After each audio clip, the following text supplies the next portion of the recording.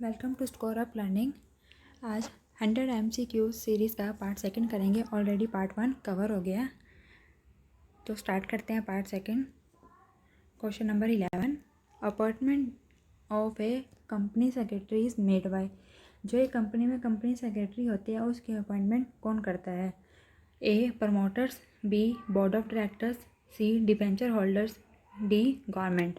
Right answer is board of directors. जो company के board of directors होते हैं वही कंपनी सेक्रेटरी को अपॉइंट करते हैं।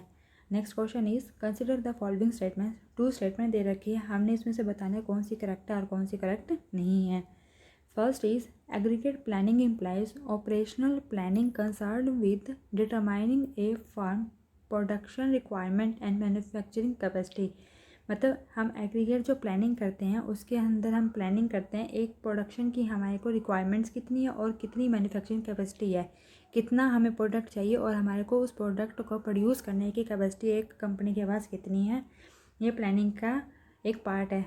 ठीक है, हम प्लानिंग में यही करते हैं कि हमें कितना एक चीज़ का प्रोडक्शन करना है। जैसे हमने पेन का प्रोडक्शन करे तो हमें देखते हैं हमने एक पेन का कितना प्रोडक्शन करना है और उसकी हमारे को कैपेसिटी कितनी है प्रोड्यूस करने की। एक दिन में हम कितने प्रोड्यूस कर सकते हैं, 100, 200, 800, 1000। तो अपनी कैपेसिटी को डिटरमाइन करता है प्लानिंग में। ठीक है। ये second, behaviour modification is a concept of motivation. ठीक कह रही है, क्योंकि मोटिवेशन का मीनिंग ही होता है कि अपनी जो बिहेवियर को मॉडिफाई करना। ठीक है, तो behaviour modification is a concept of motivation totally independent of rewards for the employees. ये कहता है कि रिवार्ड से मोटिवेशन का कोई भी रिलेशन नहीं है। ये ठीक है, ये ज़रूरी नहीं है कि एक मोटिवेशन सिर्फ रिवार्ड से ही मिलती है, नहीं। एक जैसे हमने रिवार्ड तो गए मॉनेटरी टर्म्स में, अगर हमने किसी की प्रेज़ कर दी, किसी की प्रमोशंस कर दी है तो भी उसको क्या मिलती है, मोटिवेशन मिलता है। तो इसका मतलब ये भी ट्रू है। तो right answer is both 1 and 2 is right. Next question number 13, liability of a company secretary is. जो कंपनी सेक्रेटरी है उसकी लायबिलिटी क्या होती है? कॉन्ट्रेक्चुअल, स्ट्रक्चरल, सिविल ओनली या फिर कॉन्ट्रेक्चुअल और स्टैचुअरी दोनों होती हैं। कॉन्ट्रेक्चुअल भी हो सकती है और स्टैचुअरी भी हो सकती है कंपनी सेक्रेटरी की liability.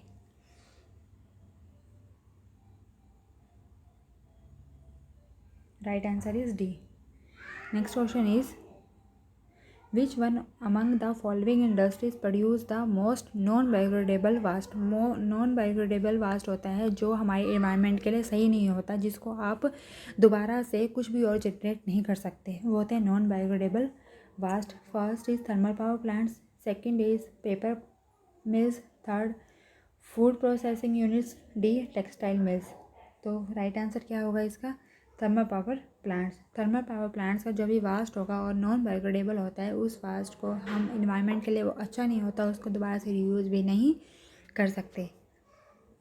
Next question is in direction who is given importance. जो डायरेक्शन है उसमें किसको इम्पोर्टेंट दी जाती है? Machines, paper work, man, production. सीधी सी बात है, जो हम डायरेक्शन दे रहे हैं, जो डायरेक्शन देते हैं वो किसको देते हैं? मैंस को देते हैं। तो डायरेक्शन किसके लिए इसके लिए इम्पोर्टेंट होती है? मैंस के लिए। Question number 16, how is profit prior to incorporation treated as.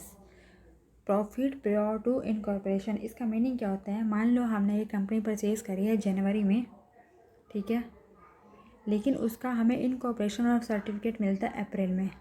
ठीक है, जब हमने कंपनी को जनवरी में ले लिया लेकिन हमें इनकॉर्पोरेशन मिला अप्रैल में। जो जनवरी, फरवरी, मार्च, इन 3 मंथ्स में जो भी प्रोडक्शन हुआ, सेल हुई, बाइंग हुई, सेलिंग हुई, जो भी सेल आपने किया उसके ऊपर जो प्रॉफिट होगा वो प्रॉफिट को आप कैसे ट्रीट करेंगे वो बता रहा है कि इनकॉर्पोरेशन से पहले इन 3 मंथ्स का जो प्रॉफिट है उसको कैसे ट्रीट किया जाता है। First revenue reserve, second secret reserve, third capital reserve, fourth general reserve. तो क्या आंसर आएगा? Capital reserve. जो भी प्रॉफिट होता है इनकॉर्पोरेशन से पहले का प्रॉफिट हम किस में डाल देते हैं? कैपिटल रिजर्व के अंदर। Next is bonus shares are issued to. Bonus share किसको दिए जाते हैं? मतलब एक बार जो हमने बोनस देते हैं एज अ शेयर, शेयर्स के रूप में जो बोनस दिया जाता है वो किसको दिया जाता है? First is equity share holders, second preference share holders, third debenture holders, fourth secured creditors. तो किसको दिया जाता है? ये इक्विटी शेयर होल्डर्स को। इक्विटी शेयर होल्डर्स को ये बोनस शेयर्स इशू करते हैं, बाकी किसी को नहीं करते हैं। इक्विटी जो शेयर होल्डर्स होते हैं वो क्या होते हैं? ओनर होते हैं, उनको वोटिंग राइट भी होता है कंपनी के अंदर। Next question is life insurance in India was nationalised in the year. LIC कब आई थी? 1956 में। Next is which one of the following is not true for special economic zones. Special economic zones क्या होते हैं? ऐसे economic zones जिनमें क्या है कुछ लिबर्टी दी जाती है। ट्रेड से रिलेटेड लॉज में हम क्या करते हैं, लिबर्टी दे देते हैं, उनकी जो रिस्ट्रिक्शंस होती है उसको डाउन कर देते हैं, जिससे क्या होता है फॉरेन डायरेक्ट इन्वेस्टमेंट बनता है, एम्प्लॉयज़ बढ़ते हैं, बिजनेस को इंक्रीज़ करने के, फॉरेन डायरेक्ट इन्वेस्टमेंट को इंक्रीज़ करने के लिए ऐसा किया जाता है, न्यू टेक्नोलॉजी लाने के लिए। तो इसके लिए इसमें क्या चीज़ ट्रू नहीं है? First, no routine examination of cargo for export import by custom authorities. No license is required for import.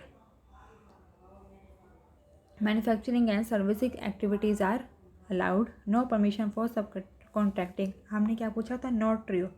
क्या ट्रू नहीं है? ये फर्स्ट वाला ट्रू नहीं है। नो रूटीन एग्जामिनेशन, क्योंकि एग्जामिनेशन तो हमें करना ही पड़ता है ना कि कितनी आई है इम्पोर्ट, कितना एक्सपोर्ट हुआ है। ठीक है।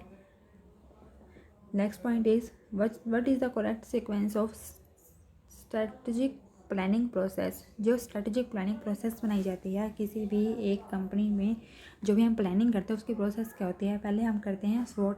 First is input, second is evaluation of alternatives, third execution, fourth स्वॉट एनालिसिस। तो करेक्ट सीक्वेंस बताना है। जैसे हमने कोई भी प्लानिंग करनी है तो हम उसमें पहले कहते हैं स्वॉट एनालिसिस। और स्वॉट एनालिसिस क्या होता है? Strength, weakness, opportunities and threats. एक कंपनी की क्या स्ट्रेंथ है, क्या उसकी वीकनेस है, कौन कौन सी उससे अपॉर्चुनिटीज़ हैं जो फर्दर मिल सकती है, और थ्रेट्स में आएगा कंपटीटर्स, कौन से ऐसे कंपटीटर है जिसके साथ उसको डील करना पड़ेगा। ये आती है हमारी स्वॉट एनालिसिस। स्वॉट एनालिसिस करने के बाद हम इनपुट्स लगाते हैं कि ये हम हमारे इनपुट्स का यूज़ करेंगे। उसके बाद करेंगे हम इनपुट्स को एग्जीक्यूट कर देते हैं कि ये हमारे जो इनपुट्स हैं हमने इसे एग्जीक्यूट कर दिया। एग्जीक्यूट करने के बाद देखेंगे हमारे पास और कौन कौन से अल्टरनेटिव्स अवेलेबल हैं। तो उसका करेक्ट सीक्वेंस जाएगा 4 1